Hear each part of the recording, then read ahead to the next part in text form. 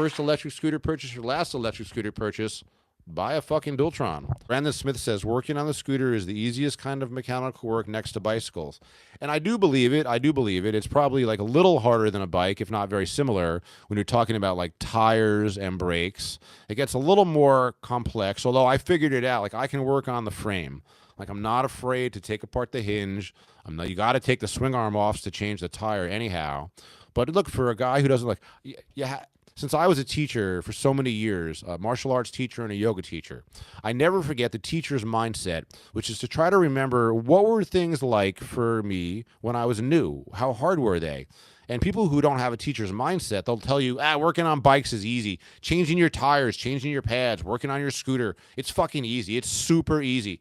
And straight up, almost all the time, these are guys who started working on their bicycle or their fucking motorcycle or their scooter when they were 15 years old when they were kids.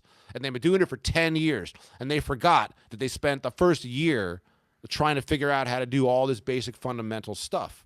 So as easy as it is to do this stuff, like compared to other crafts, it's still very hard, especially if you're not inclined to do it, like if you're not mechanically inclined. It took me a long time to be really comfortable with my tire changes, with my brake pad changes, especially taking apart the fucking hinge on these things. It's complicated. There's a lot of parts in there. If you don't put it back together right, you're fucked. But I do remember as a beginner, like thinking like, you don't want to take anything apart. I was afraid to take the caliper off, the brake caliper off the scooter in the early days. I remember I would bring my E-Move Cruiser clones, my Outlier scooters, to a bike mechanic to change the pads. I look back on that, guys, and I am fucking amazed. I can't believe it. When I was like new to this, and in 2018, just learning how to do this, I didn't know how to do my own brake pads on my own clones that I got from China. And I would, every like 300 miles, which is ridiculous, I would bring my fucking scooter to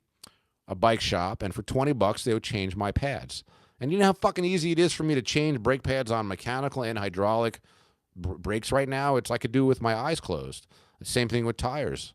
I can do tire, but I had to learn. So point being is, I don't really ever want to say to anybody buying a scooter, if I'm selling it to them, oh, it's easy to fix. It's easy.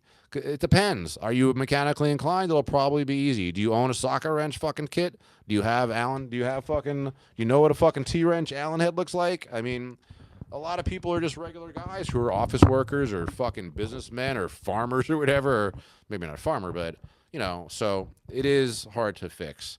It does take a while to learn, and that's why mechanics exist, and that's why they're fucking expensive.